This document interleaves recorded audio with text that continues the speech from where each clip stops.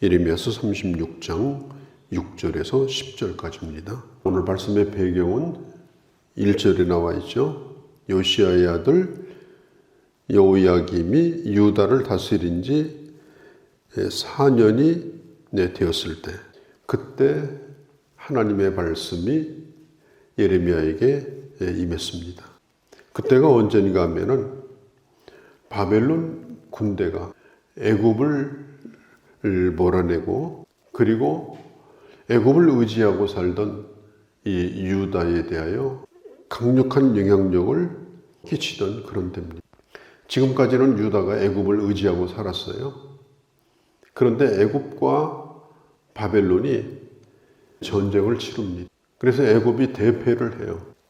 그렇게 하자 애굽을 의지하던 이 유다가 바벨론의 손아귀에 들어가게 되고, 이제 성전에 있는 기구들도 바벨론으로 마구 들고 가고, 또 젊은 사람들도 바벨론으로 잡아가고, 이제 그런 어려움들이 시작되던 그때에 하나님이 예레미야를 불러서 이제 말씀을 하시는 거예요. 그러니까 그동안이라는 말은 요시야 때부터 지금까지 그동안에 이 전했던 말씀을 전부 정리해 가지고 기록을 하라는 겁니다. 기간으로 보면은 약 3년 정도 되는 예레미야가 그동안의 말씀을 전하는 기간이었습니다. 그걸 전부 말씀을 다시 기록을 해라. 왜냐하면 말로만 전하니까 이 사람들이 들은 사람만 듣고 듣지 못하는 사람은 또 못 듣고, 또 들은 사람도 이게 쉽게 잃어버리고, 언제 그런 얘기를 한 적이 있냐, 들은 적이 없다, 또 기억이 안 난다, 이렇게 하는 사람들이 많았어요. 그래서 하나님께서 이제 분명하게 이 말씀을 기록을 해놓고, 그리고 그 말씀에 근거해서 심판도 하시고, 또 말씀에 근거해서 약속도 지키시고, 또 말씀에 근거해서 하나님께서 그 백성들을 이제 구원하실 그런 계획을 가지고 있었던 것입니다. 그 다음에 그것을 기록해 놓은 다음에 이제는 낭독을 하게 한 거예요. 그래서 오늘 이 36장 1절에서부터 10절까지 보면은 이 기록하라는 말과 낭독하라는 말이 계속 반복이 됩니다. 전반에는 기록하라. 그 다음에 뒷부분에 보면은 6절서부터 10절까지는 낭독하라. 이렇게 반복이 돼서 나와요. 그래서 오늘 본문을 정리해 보면 기록하라, 그리고 낭독하라. 목적이 뭐냐? 3절과 7절에 보면 그 모든 재앙을 듣고 악한 길에서 돌이킬 것이다. 이게 하나님의 기대입니다. 또 7절에도 각기 악한 길에서 떠나리라. 아직 돌이킨 건 아니에요. 아직 떠난 건 아닙니다. 그렇지만 그렇게 되기를 간절히 기대한 것입니다. 지금 하나님의 아주 어마어마한 그런 심판을 앞두고 있어요. 완전히 유다가 망하고 예루살렘 성이 완전히 다 부서지는 그런 재앙을 앞두고 있는데, 그래도 하나님의 뜻은 뭐냐? 돌아오기를 바라고 또 돌이키기를 바라는 거예요. 그런 이유 때문에 하나님의 말씀을 기록하게 하신 것이다. 그리고 그 말씀을 낭독하라고 말씀하신 것입니다. 다니엘이 어느 날 다니엘서에 보면은 예레미야의 글을 읽다가, 그러니까 예레미야의 이 기록된 글이 다니엘에게도, 바벨론에 있는 다니엘에게도 읽혀진 것 같습니다. 그때 뭘 발견했는가 하면 다니엘이 전혀 새로운 걸 발견했어요. 70년이 지나면 바벨론에서 돌아올 것이다. 다니엘도 그걸 몰랐어요. 몰랐다가 말씀을 읽다가 그걸 한 거예요. 그리고 그때부터 더 소망을 가지게 되고 더 기다리게 되고 더 믿음으로 살게 되었거든요. 그러니까 막연히 기다리는 것이 아니라 하나님의 말씀을 붙들고 소망 가운데 기다리게 되니까 더 힘이 나는 거예요. 그러니까 에스겔서 33장 33절에도 하나님의 말씀이 이루어질 때 하나님의 말씀은 이 선지자의 말은 하나님의 말씀이구나 라고 하는 걸 그때서야 깨닫게 될 것이다. 이렇게 성경은 말하고 있습니다. 그래서 기록하는 것이 중요해요. 기록해 놓으면 이게 그렇게 이루어졌구나. 그걸 알게 되는 거죠. 예수님도 마태복음 4장에서 이 시험을 받을 때 마귀의 시험을 뭘로 이겼느냐? 기록되었으되. 예수님은 하나님의 아들이시니까 예수님 말씀이 하나님 말씀이에요. 그냥 내가 말한다 이렇게 해도 돼요. 내가 선포한다 이렇게 해도 돼요. 그런데 예수님은 하나님의 말씀, 기록된 말씀의 권위를 자기 말보다도 더 높이셨어요. 그래서 그 기록된 말씀을 통해서 최고의 권위를 그 말씀에 두고 그 말씀에 의지하여 이 사탄에게 명하니까 이 사탄이 꼼짝도 못하고 도망치게 됐다 하는 겁니다. 그러니까 하나님의 아들이신 예수님도 본인의 말을 하셔도 되잖아요. 그런데 말씀을 의지하여 이 말씀을 기록되었으되 이렇게 말씀을 붙들었다면 우리는 얼마나 말씀을 더 붙들어야 됩니까? 말할 필요가 없잖아요. 또 오늘날 우리가 이 손에 쥐고 있는 하나님의 말씀은 완전한 말씀입니다. 완전한. 그리고 충분한 말씀입니다. 더 이상 필요가 없어요. 오늘날은 성령께서 말씀을 기록하는 시대가 아니에요. 이미 기록된 말씀을 우리는 이제 가지고 있기 때문에 얼마나 큰 우리는 축복을 받은 겁니까? 이미 기록된 말씀을 뭐 조각조각 가진 것이 아니고 다 모은 한 권의 책으로 우리가 가지고 언제든지 찾아서 읽을 수가 있으니까 얼마나 큰 은혜예요. 우리는 말씀을 손에 쥘 때마다 하나님 앞에 감사해야 되는 것입니다. 그런데 이 말씀을 다 받아쓰게 한 다음에 예레미야가 이 바룩에게 이 말씀을 사람들에게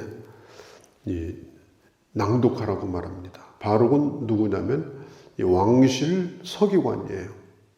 하나님의 말씀을 전문적으로 뺏겨서 기록하는 사람인데 바룩이 얼마나 찬찬하게 받아서 썼었게요. 그런데 받아서 쓰는 게 어려운 것이 아니라 내용 자체가 어려운 거예요. 예레미야가 전한 이 말씀의 내용이 뭐죠? 앞으로 나라가 바벨론이 예루살렘을 완전히 다 허물어 버릴 것이다. 그리고 끌려갈 것이다. 아주 불길하고 어떻게 보면 좀 불쾌한 이런 내용이죠. 그 거부감을 가질 수 있는 말씀이에요. 그러니까 바룩이 이런 내용을 쓰다가 난 더 이상 못 쓰겠습니다. 이런 내용은 난 못 쓰겠습니다. 이럴 수도 있잖아요. 그런데 이 바룩은 그것을 끝까지 다 받아서 쓰고 그리고 이제 이 5절에 보면은 예레미야가 붙잡혀 있기 때문에 성전에 나갈 수가 없었어요. 자유롭지를 못합니다. 그래서 바룩에게 이 말씀을 좀 당신이 낭독하라. 그때가 이제 금식일인데요. 성경에 보니까 그때가 금식일이라 그랬습니다. 9절에 백성들이 이제 금식하러 예루살렘 성전으로 모여들 때예요. 그때 말씀을 가르치는 그마레라고 하는 사람, 그 방에 사람들을 모아놓고 거기서 이 하나님의 말씀을 낭독을 하는 거예요. 이 낭독이라고 하는 건 정말 중요합니다. 그러니까 설교를 하기 전에 성경을 읽잖아요. 이게 낭독입니다. 설교를 한 다음에 성경을 읽는 게 아니고 성경을 읽은 다음에 설교를 해요. 그러니까 뭐가 더 중요하냐? 읽은 하나님의 말씀이 더 중요하다는 뜻이에요. 또 읽은 하나님의 말씀대로 설교하지 않으면 그건 설교가 아니라는 거예요. 읽은 말씀대로 하라는 거예요. 그런 설교를 자꾸 들으면 성경을 읽을 필요가 없어요. 왜? 그런 필요를 느끼지 않아요. 하나님의 말씀을 설교하는 말씀을 자꾸 들어야 집에 가서 그 성경 구절을 또 들춰보고 또 읽어보고 이렇게 하지. 전혀 다른 얘기를 자꾸 강단에서 하고 이렇게 하게 되면은 나중에 교인들도 성경을 안 읽어요. 왜? 필요하다고 생각하지 않아요. 뭐 설교자도 성경 읽어놓고 자기 얘기하는데 뭐 우리라고 뭐 읽을 필요가 있느냐 이런 생각을 하는 거예요. 그래서 강단에서는 먼저 성경을 꼭 읽고 이 말씀대로 설교하겠다고 하나님 앞에 약속을 하고 설교하는 거예요. 그게 굉장히 중요한 겁니다. 그래서 어떤 설교자는 오늘 이 본문을 읽을 때 본문 가운데서 하나님의 음성을 먼저 들으시기를 바랍니다. 이렇게 먼저 말하고 성경 본문을 읽는 분도 있어요. 상당히 그것도 좋은 그런 말씀에 대한 태도라고 생각을 합니다. 그러니까 아무리 설교하는 사람이 말씀을 잘 해석하고 말씀을 잘 쪼개고 말씀을 아주 잘 그렇게 요리해서 한달지라도 이 본래 하나님의 말씀, 기록된 그 하나님의 말씀을 낭독하고 읽는 것, 그것보다는 못한 것이다. 성경을 낭독하는 것이 그만큼 중요하다는 거예요. 한자도 빠뜨리지 않냐고 말씀을 한자 한자 읽을 때 그때 성령께서 우리와 함께하는 걸 느끼게 됩니다. 그리고 하나님께서 나를 치유하시는 것도 경험합니다. 또 나를 충만케 하시는 것도 경험합니다. 또 말씀을 읽다가 상상력이 더 커집니다. 그러니까 설교를 듣는 것보다 말씀을 읽는 가운데 더 생각의 크기가 커집니다. 그러니까 아무리 교회를 오래 다녀도 성경 자체를 읽지 않는 사람은 그건 신앙이 자라질 않아요. 꼭 성경을 읽으셔야 됩니다. 매일마다 일정 분량을 읽으시되 소리를 내어 읽든 눈으로 읽든 간에 한자 한자 놓치지 말고 읽는 이런 훈련이 필요합니다. 아이들이 어릴 때에 그 부모님이 책을 읽어줘요. 책을 읽어주는 게 아주 큰 도움이 됩니다. 아이들은 이거 읽는 가운데, 들려주는 가운데 아이들의 그 내면 세계가 상당히 그 넓어져요. 그리고 나이 먹은 다음에도 낭독해준 그 얘기들이 커서도 기억을 합니다. 하나님의 말씀도 똑같아요. 말씀을 내가 나에게 들려주는 게 중요해요. 성경을 읽으면서 읽는 그 소리를 내 귀에 들려줘야 돼요. 누가 읽어주기를 바라지 말고 복음을 들려주는 거예요. 내 자신에게. 이게 엄청난 능력이 있습니다. 그렇게 하게 될 때 내 자신이 읽으면서 은혜를 받고 또 내 자신에게 그렇게 큰 그런 변화가 일어나는 걸 볼 수가 있습니다. 낭독의 힘, 이 낭독의 능력, 이것은 그 어떤 것보다도 그 영향력이 큽니다.